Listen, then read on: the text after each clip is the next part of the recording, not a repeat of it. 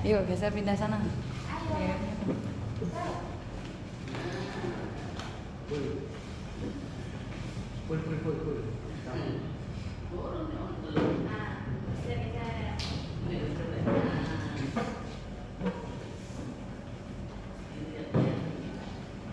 Ya, shalom. Shalom. Kita akan melanjutkan kita pada malam hari ini. Kita mau mengucapkan penghormatan.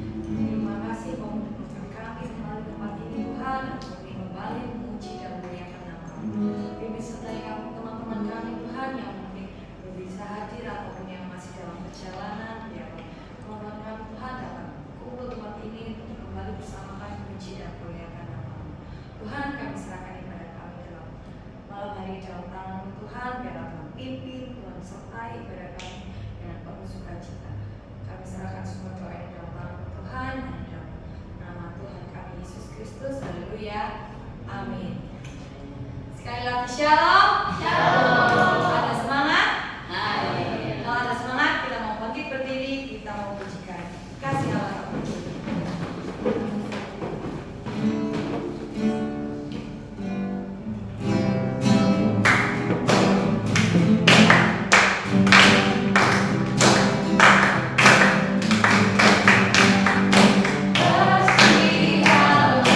tak berkesudahan, selalu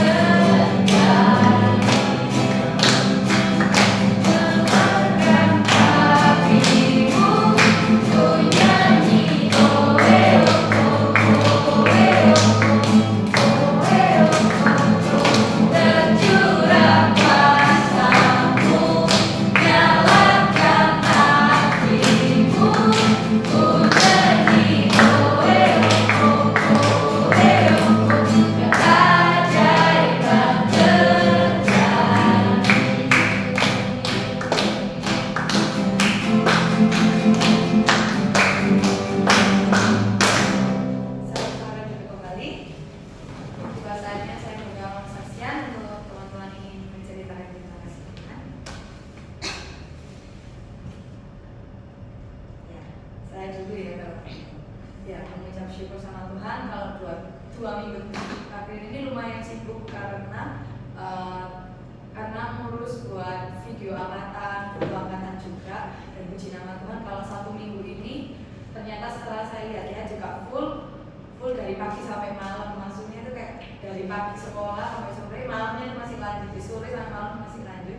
Dari hari Senin bikin video, pulangnya itu kan karena ada air dari damkar, karena pengen ada acara damkarnya, jadi kayak pulang-pulang tuh lumayan pusing. Terus di hari Selasa itu bikin lanjut video angkatan sampai malam karena molor 2 jam, nunda karena hujan.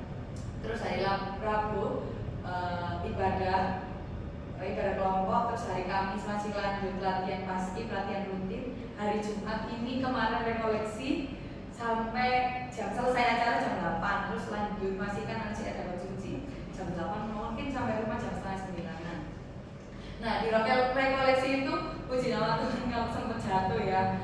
Jadi pas rekoleksi itu kan gerimis hujan, saya itu lari terus jatuh kepleset di lapangan bener sampai sakit. Jadi kalau masih dibuat berdiri lama itu lumayan sakit. Jadi tapi puji nama Tuhan kalau hari ini masih bisa ikut ibadah, itu semua karena kasih Tuhan, karena penyertaan Tuhan. Terima kasih.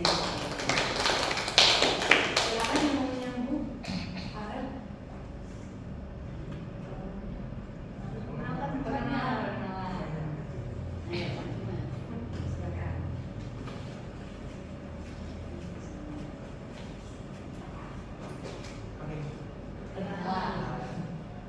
Perkenalkan, nama saya Rifat Firmansyah Mario, biasa dipanggil Rifat. Sekolah di SMP PGRI 9 sama kayak saya Farel. Kelas 9, umur 14.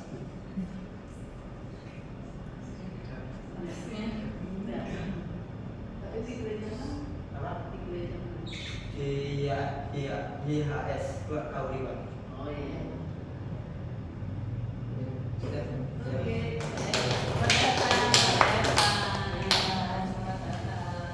Mungkin temannya mau menyambung. Farel. Ya, Juga tuh perwakilan. Iya, kami itu. iya lah, bisa. Ya, silakan. Oh iya. Jadi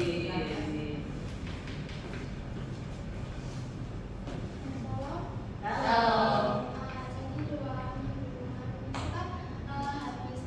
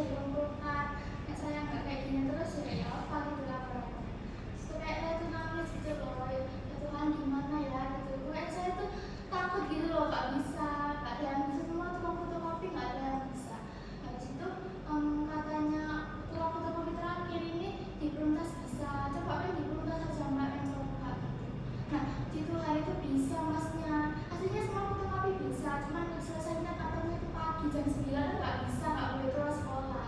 Habis itu ya udahlah, coba implementasinya itu puji Tuhan, kata masnya itu bisa, tapi jam 9 diambil, jam 9 malam. Itu ya puji Tuhan, walaupun habis berapa ya, jam 9 buat jahit apa itu laporan. Habis itu ya udah nggak apa jam 9 mungkin bisa lah, malam ini bisa diambil. Habis itu ya saya mengucap syukur sama Tuhan, walaupun di jalan pulang itu nangis ya ampun, ini apa ya, kayak nangis terharu juga karena apa kepikiran gitu loh, ya ampun tenang aja mas-masnya bisa. Kayak saya tuh mengucap syukur sekali sama Tuhan kalau Tuhan tak menjawab doa saya yang kelas ini gimana ya gitu. Dan mengucap syukur sama Tuhan dan saya itu terharu gitu loh, ternyata ada juga mas-masnya yang bisa dari mama mas-mas Tuhan berkatnya. Saya mengucap syukur sama Tuhan kalau Tuhan mengajar doa saya waktu saya di kelas ini. Pokoknya hari Senin sampai Rabu itu nangis mikirin laporan, padahal ya cuma laporan segitu, tapi ya gimana ya, namanya juga ada rasa. Terima kasih.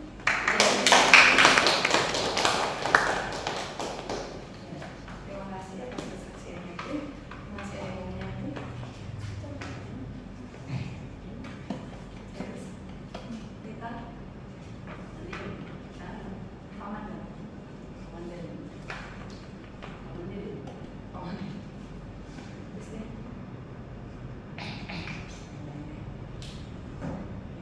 Baik, kalau tidak ada, kita akan masuk dalam firman Tuhan. Kita mau mengangkat satu pujian. Goodness of God.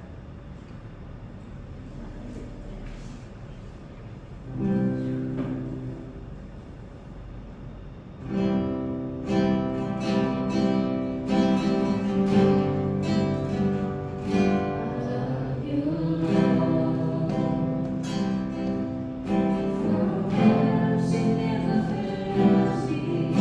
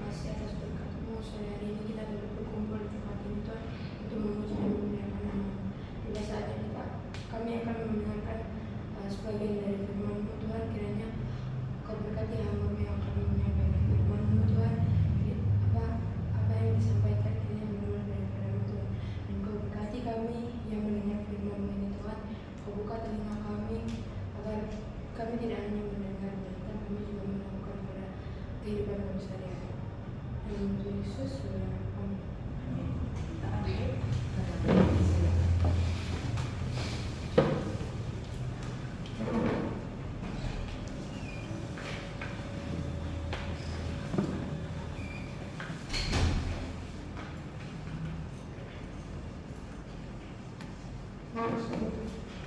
Ya, shalom.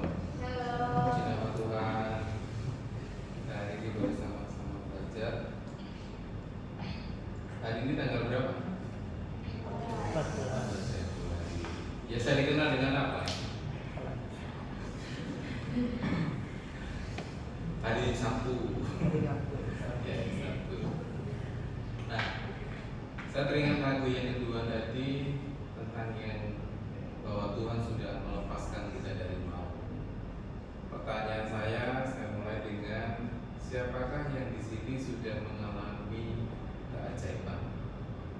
Keajaiban itu terjadi dalam hidup saya, sehingga saudara bisa menyatakan kuasanya.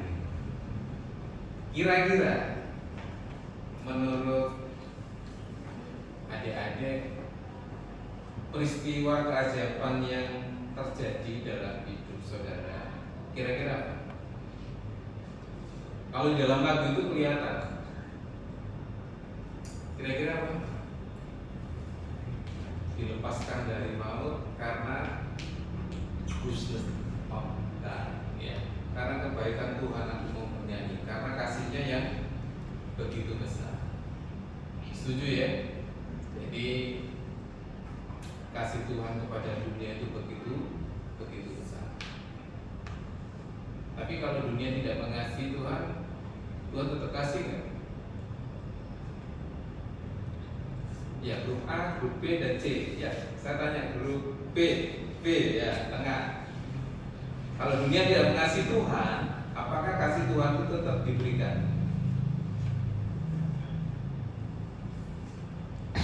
Kasih Allah tak berkesudahan. Kira-kira Tuhan tetap mengasihi orang yang menjengkelkan? Grup B? Kasih. Saya tanya grup C, kelompok ini.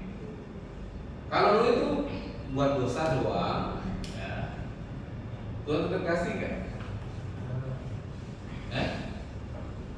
Tetap kasih. Ya, wujudnya apa? Dihukum Tuhan, ya, diajar Tuhan. Siapa yang kusayangi dia akan kutegur dan kuhajar, supaya dia apa? Belajar ketetapan Tuhan, supaya tidak mengalami akibat dosa, perburukan dan yang mengerikan, ya. Jadi hari ini kita akan belajar bagaimana kita mengasihi, ya. Jadi yang pertama, dikasihi itu untuk mengasihi. Nah, kita akan melihat sama-sama, ya. Di kitab Kolose pasal 3 ayat Kolose pasal 3 ayat 12 sampai 14, ya. Nanti grup A baca ayat yang 12, grup B baca yang 13, yang C 14, 15 sama-sama, ya. Ini nggak kelihatan, saya baca di atas saja, ya. Ya, mulai 1, 2, 3, grup A. Karena itu sebagai orang-orang pilihan Allah yang dikuduskan dan dikasihinya, kenakanlah belas kasihan, kemurahan, kerendahan hati, kelemah lembutan dan kesabaran. Ya. Oke, sekarang grup B ayat 13. 1, 2, 3. Sabarlah kamu seorang terhadap yang lain, dan anggunlah seorang akan yang lain. Apabila yang seorang menaruh dendam terhadap yang lain, sama seperti Tuhan telah mengampuni kamu, kamu berbuat jugalah demikian. Oke, 2, 3.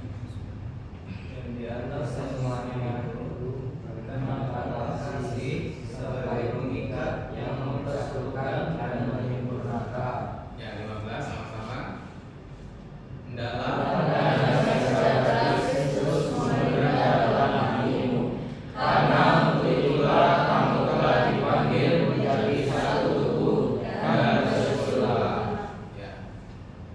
walaupun kerjaan PR disalah-salahkan, tetap bisa bersyukur dan gubernya ini bisa kan?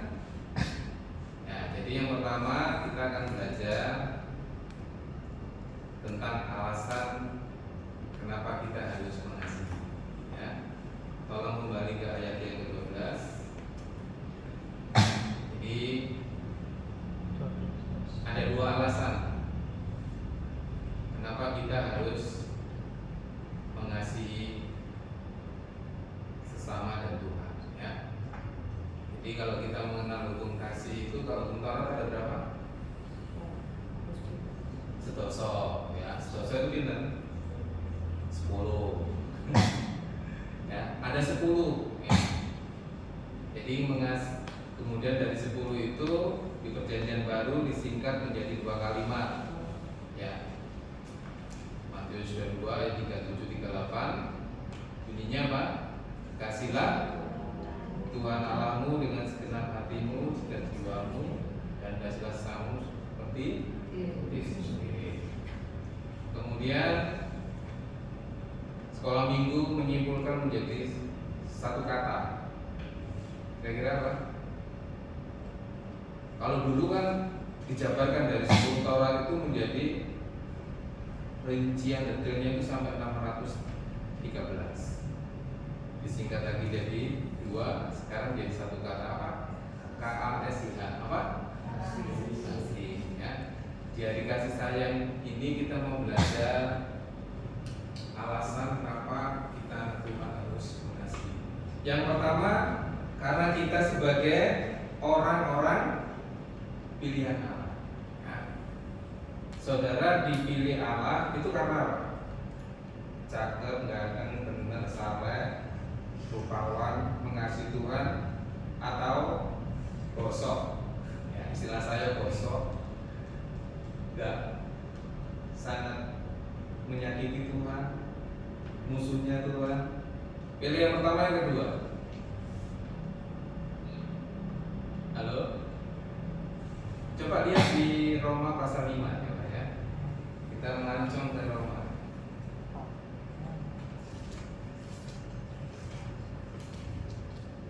Harus semangat gitu ya. Tapi kalau nggak semangat dikasih Tuhan nggak? Belum, Tuhan itu hadir ketika hatimu hancur dan remuk. Nggak semangat nggak apa-apa. Tuhan tahu. Seandainya Tuhan cintanya yang kuat saja, maka yang lemah yang sokok. Tak berkesudahan kasih setia Tuhan itu kekal. Bahkan kasih Tuhan kekal itu sampai turun temurun dan sampai beribu-ribu angkatan. Roma pasal 5 ayat 5 sama 7. Roma pasal 5 ayat 5 sama 7.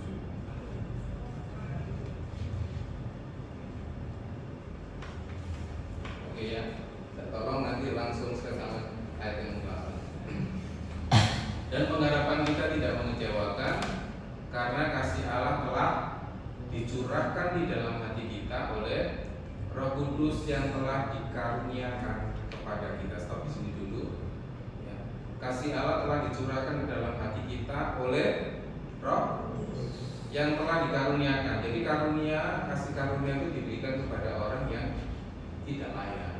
Kita tidak layak menerima kasih Tuhan, tetapi diberikan kepada kita. Kita ini sering menyakiti hati Tuhan. Kita sering kali tidak mendengar suara Tuhan. Dan ini disebut di dalam Wahyu 2 itu orang telah meninggalkan kasih mula-mula. Orang itu aktif, tahu pengajaran yang benar dan salah, bahkan tahu rasul palsu yang salah. Mereka juga siap menderita karena dia aktivis ya. Di jemaat Efesus itu kan banyak orang yang menganiaya, tapi mereka tetap menderita. Tapi setelah 40 tahun angkatan kedua, kehidupan gaya mereka itu berbeda, sehingga Tuhan ingatkan, aku mencela apa? Walaupun engkau itu tetap giat dalam pekerjaan Tuhan. Ya jangan sampai seperti itu. Jadi ini diberikan kepada orang-orang yang tidak pantas. Next, ayat 6. Karena waktu kita masih lemah, Kristus telah mati untuk kita orang-orang durhaka pada waktu yang ditentukan ditentukan oleh Allah. Ya. Jadi kasih itu diberikan kepada kita waktu salah, ya. Waktu kita lemah, Kristus telah mati untuk orang-orang yang baik atau orang-orang durhaka. Orang durhaka. Jadi di Roma pasal 1 ayat 18, orang yang tidak mencintai Tuhan itu adalah orang-orang pendurhaka, melawan kebenaran. Dia hanya, salah satunya tidak bersyukur kepada Tuhan, suka ngomel. Ada 21 kata kerja yang menandakan bahwa kita ini sangat musuh Tuhan. Ya. Contohnya apa? Malas, ya. Tidak pernah memusuh, melawan orang tua, tidak tahu bersyukur dan berterima kasih dan sebagainya. Saudara bisa baca di ayat yang ke-21 di Roma pasal 1, ya. Lanjut. Ayat yang ke-7. Sebab tidak mudah seorang mau mati untuk orang-orang benar, tetapi mungkin untuk orang yang baik ada orang yang berani mati. Kristus itu berani mati kepada orang-orang yang berdosa, lemah, orang durhaka, yang suka menyakiti Tuhan, ya.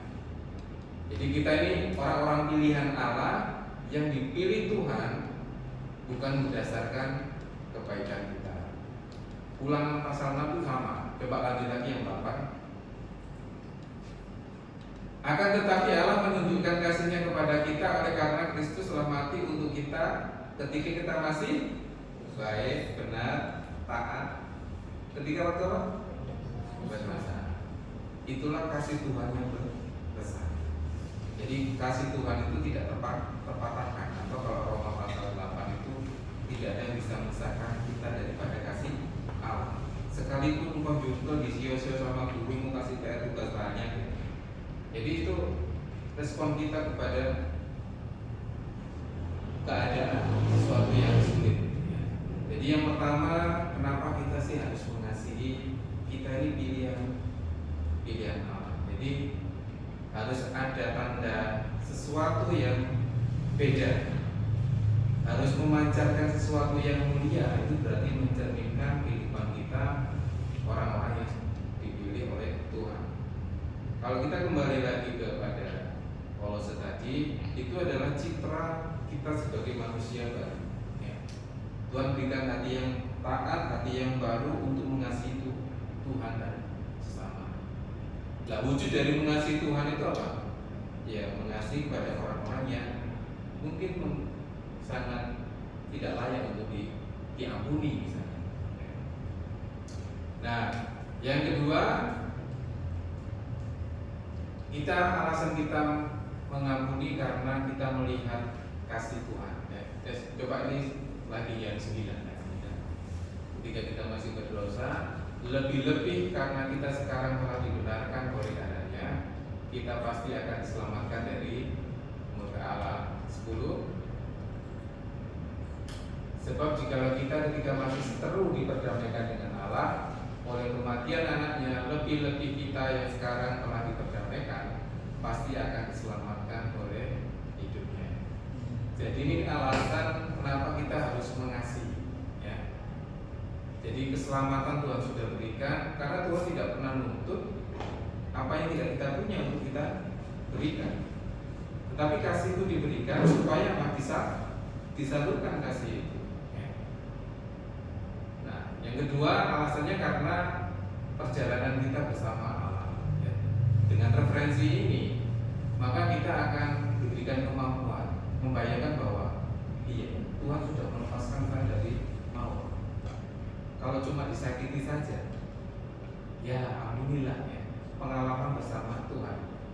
Ya, sekalipun mengampuni orang yang membuat jengkel, menyakitkan hati itu tidak mudah dilupakan. Secara rasio kita bisa memaklumi, tapi itu juga tetap akan mungkin pikiran kita sudah diampuni saja, tapi hati kita tetap akan menyimpan seperti bekas luka itu. Luka itu kan bisa hilang, tapi kan ada mana ya? Ada bekasnya. Saya di Lausanne ada bekasnya untuk mengingat, ya, bahwa dulu kamu salah, sekarang masih hidup, bisa ngantuk lagi. Saya jatuh gitu. lari saya sudah 190, kemudian potong gitu, dia ganteng gitu, dan di depan ada polisi. Ini saya sobek semua, saya bawa laptop, ya. Nakal berarti saya ini. Terus kemudian polisi datang, terus ditanya, kamu nggak ngeriting? Ini ngeriting Pak, tapi posisi saya itu sudah di sampingnya gini, kemudian dia nonton gini, dia akan potong gini, seperti kakak saya yang dipotong orang sampai meninggal itu, terpeler, kemudian dipotong dari sisi berlawanan ini, kepelintis, 3 orang mati 1, 2 luka.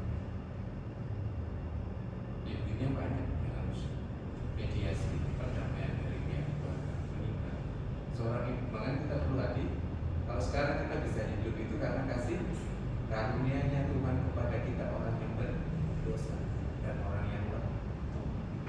Dan itu Tuhan wujudkan kepada kita. Makanya kita harus melihat pengalaman Tuhan bahwa Tuhan itu mau mati bagi saya. Kalau kita diberani dibilang gini, pengorbanan itu belum sampai mencucurkan darah. Ya. Kalau kesaksiannya sampai tadi,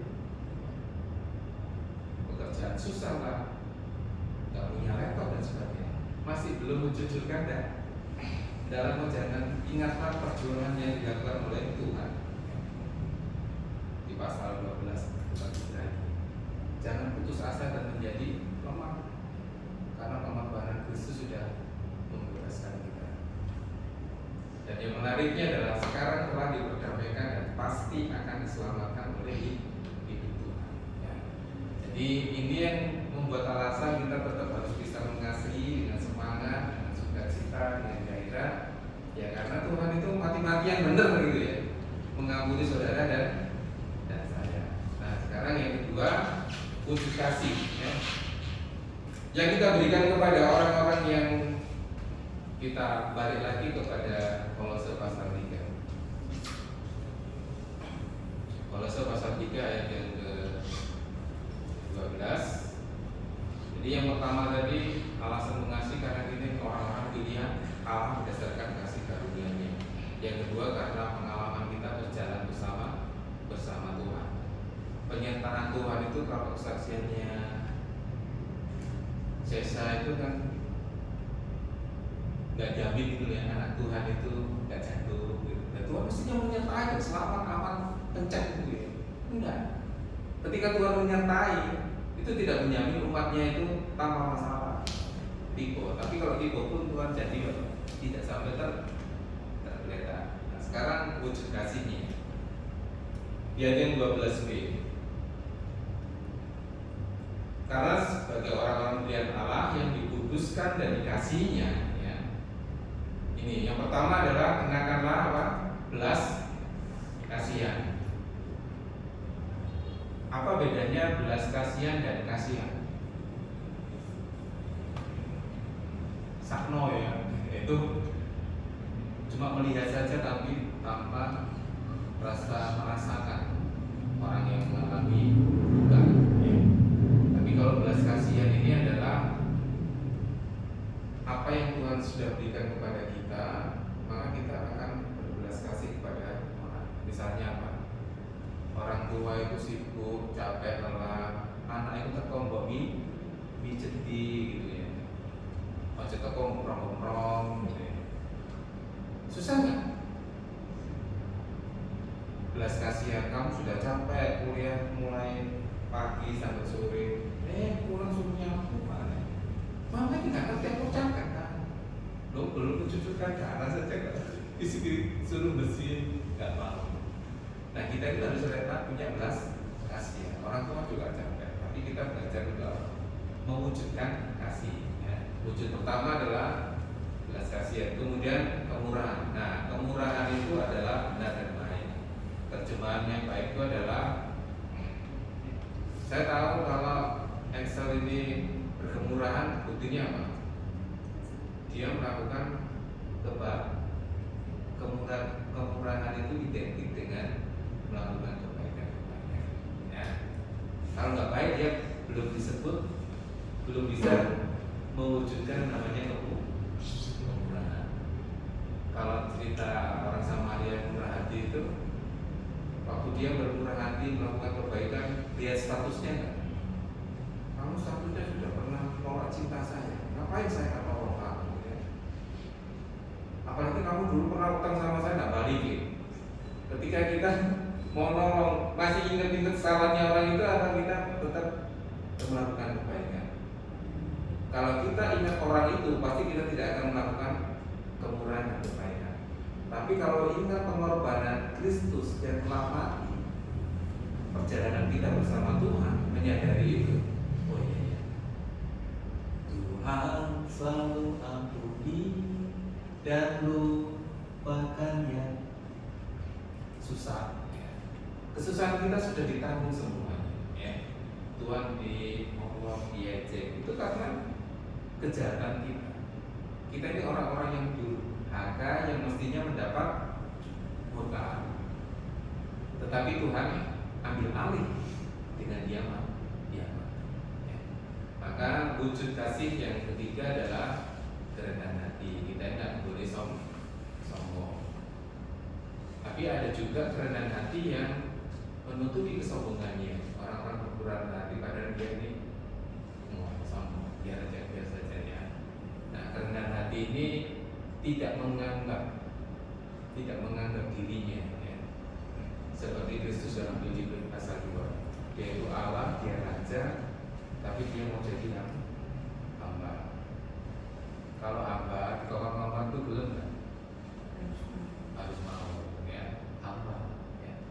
Meninggalkan identitas dan mengosongkan dirinya menjadi rupa seorang hamba. Kita ini orang hamba yang tak layak, tetapi Tuhan pilih, dikuduskan dan dikasih. Jadi ketika Allah memilih kita juga diperlengkapi, yaitu dengan kasihnya yang besar. Selain belas kasihan, kemurahan, kerendahan hati, yang keempat adalah kelemah lembutan.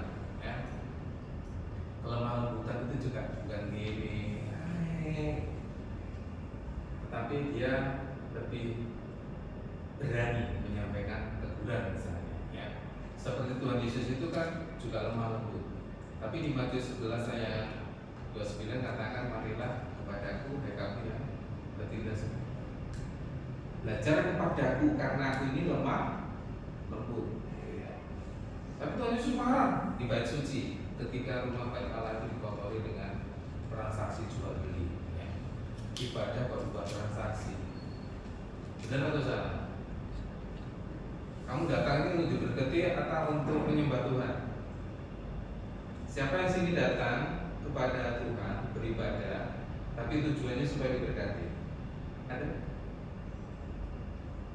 Kalau tidak ada, berarti tujuan kamu apa? Saya mengucap syukur karena sudah diberkati.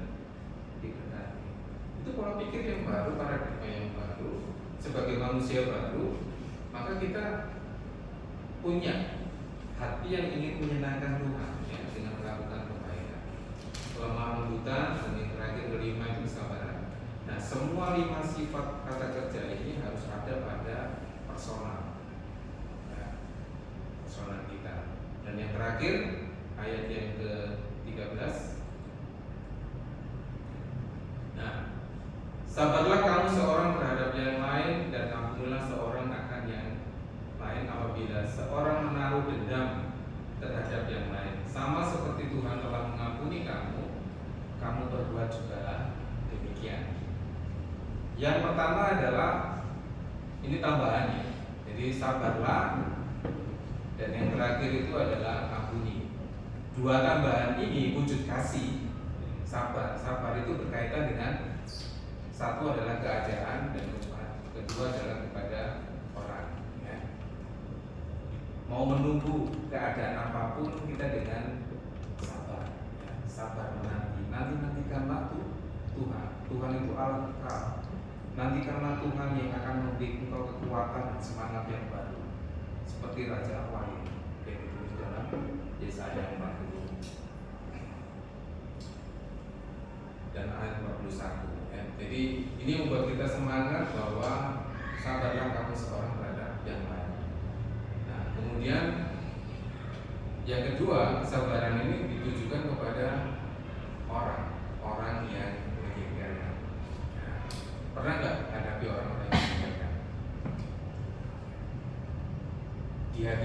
itu, saudara kalau lihat pasal 1 sampai 17, umat Tuhan itu selalu melakukan yang jahat di mata Tuhan. Jadi di Hakim-Hakim itu kan ceritanya nggak ada seorang raja. Kemudian apa? Mereka melakukan menurut kebenarannya sendiri. Ketika mereka melakukan kebenaran yang mau benar KPDB, dan mereka diserahkan kepada musuh. Ya. Kalau pasal 2, karena kamu tidak mendengarkan suara Tuhan, maka kamu akan diserahkan kepada musuhmu. Musuhmu akan menguasai engkau. Kalau pasal 2 itu sampai 8 tahun. Kemudian bangsa Israel itu berseru kepada Tuhan, dan Tuhan memberikan penyelamat. Ya, misalnya Otner disuruh menyelamatkan bangsa Israel, dan akhirnya amanlah bangsa itu selama 40 tahun. Ya. Dan itu diulang-ulang sampai 10 pasal.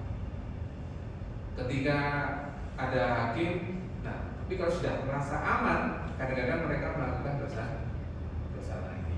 Oh Tuhan aman, Tuhan berkati saya. Kadang-kadang itu sadar nggak sadar, maka kita perlu jangan sampai kita meninggalkan Tuhan. Ya sabar kepada orang-orang yang sangat menyakiti kita. Ya, yang tadi juga sabar. Ya. Otner, Gideon, ya. Ditindas selama 7 tahun. Ya. Tapi Tuhan berikan seorang penyelamat dan bangsa Israel boleh. Mereka diajar Tuhan itu karena apa? Melawan Tuhan. Kamu nggak dengar kan? Karena mereka itu tinggal di bangsa kafir, bangsa Moab yang tidak percaya Tuhan. Makanya hidupnya campur gitu. Ketika kehidupan itu campur, maka kecenderungan yang minoritas ini terpengaruh dengan gaya hidup mereka, gaya ibadah mereka, misalnya kepada Dewi Arteus, kekuasaan Domitian. Mereka mencengkram dan menguasai orang-orang yang dikasih Tuhan. Tapi mereka bisa berseru kepada Tuhan. Nah yang kedua ini bersifat komunal. Jadi kesatuan satu tubuh ini. Kalau tadi yang pribadi adalah belas kasihan dan sebagainya. Nah ini tambahnya yang kedua adalah sabar dan mengampuni. Ya. Alasannya adalah karena Tuhan telah mengampuni kita lebih dulu. Saudara bayangkan kalau Tuhan tidak mengampuni, ya kita akan masuk ke dalam jurang maut. Ya. Jadi jurang maut itu ketika kita ini menjauh dari hadirat Tuhan, ya, dan mau bersekutu bersama Tuhan. Sama seperti Tuhan telah mengampuni kamu, perbuat juga demikian. Ini perintah kepada kita sebagai wujud mengasihi sesama. Ya. Dan terakhir ayat 14. Maka ingatlah satu kata, yaitu kasih, dan atas semuanya itu kenakanlah kasih sebagai pengikat yang mempersatukan dan menyempurnakan. Banyak perselisihan, perdebatan, tapi kalau itu diikat dengan kasih, maka kita ini apa? Menahan diri. Kalau buah roh itu adalah penguasaan diri, dan ini harus nampak dalam kehidupan kita. Maka ketika ini nampak, kita bisa mewujudkan kasih, maka keajaiban itu terjadi bahwa kita telah menyatakan kuasa Tuhan, tapi kemuliaan dengan apa? Mengasihi orang-orang yang menjengkelkan. Siapa di sini pernah marah kalau dikongkong toan? Pernah ngeluar orang tua? Kasih Tuhan, rahmatnya setiap hari itu seperti apa ya? Rahim. Rahmat itu seperti diambil dari kata rahim. Jadi seorang perempuan yang mengandung anaknya, maka seorang ibu itu akan menjaga dengan biasa perutnya ini. Ketika lahir berapa bulan ini? Ya. Seorang itu akan menjaga. Artinya apa? Dia tidak akan makan ngawur gitu. Ada ibu hamil yang makan sembarang, minuman keras dan sebagainya. Seorang ibu hamil enggak. Karena kasih dan rahmatnya itu menyertai, dia akan menjaga anaknya. Kalau saya bilang, kau itu yang kujunjung dan kucuku sejak dalam kandungan ibu. Jadi ini adalah pernyataan Tuhan. Maka ketika Tuhan memberikan kasihnya yang hebat itu, ya, hanya bukan hanya dipilih, dikuduskan, dikasih pacar itu lumayan menyenangkan, tapi dikasih Tuhan lebih senang banget. Jadi endingnya itu ketika kita dikasih Tuhan, maka hati 15 itu akan dikuasai damai sejahtera. Tuhan jadi begini dalam Yohanes, damai sejahtera yang diberikan kepadamu berbeda dengan damai sejahtera yang diberikan oleh pacarmu, oleh dunia ini. Ya, ada kata pacar. Ya. Dan damai sejahtera yang kuberikan ini tidak ada satu orang pun yang bisa merampas. Karena apa? Damai itu diberikan oleh Roh Kudus tadi, ya. Tidak dalam Roma tadi. Roh Kudus sebagai sebuah karunia. 15 terakhir. Hendaklah damai sejahtera Kristus memerintah dalam hatimu, karena untuk itulah kamu telah dipanggil menjadi satu tubuh dan bersekutu. Jadi inilah wujud kasih kita. Jadi secara individu personal itu ada 5, kemudian secara komunal itu hanya 2. Jadi bersahabat dan mengampuni. Mari berdoa. Terima kasih Tuhan buat kasih-Mu yang kekal, boleh menyertai kami, mengingatkan kami bahwa inilah panggilan kami untuk mengasihi sesama kami kepada orang-orang yang mungkin pernah menyakiti kami. Biar kasih sayang yang telah membantu kami kami salurkan kepada saudara-saudara kami, kepada orang-orang yang pernah menyakiti kami, yang membuat kami tersinggung, yang membuat kami marah dan jengkel. Tapi biarlah kasih-Mu yang kekal itu boleh membuat keajaiban terjadi, sehingga kami boleh menyatakan kuasa-Mu dimanapun kami berada, baik di pekerjaan, di dunia pendidikan, di masyarakat, di mana orang-orang yang sangat fasik dan membenci, kami boleh menyalurkan kasih Tuhan. Biar kasih sayang-Mu yang luar biasa boleh kami terima dan kami salurkan di dalam nama Tuhan Kristus. Kami ucap syukur dan doa. Amin. Selamat malam.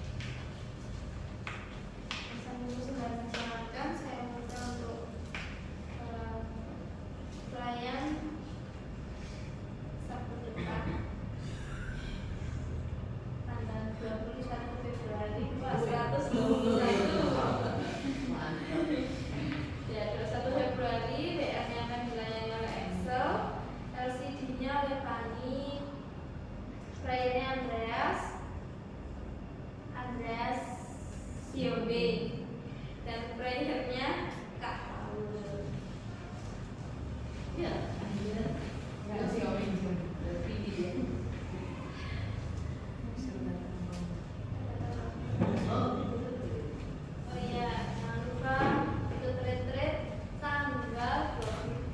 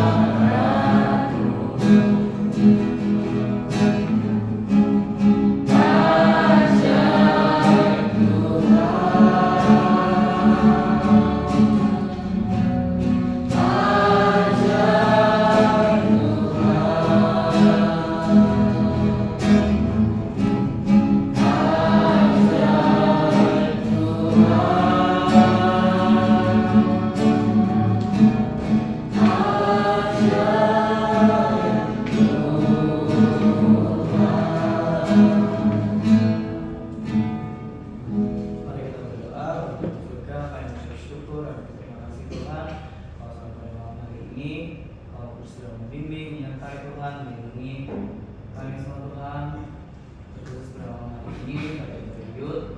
Biar kiranya Tuhan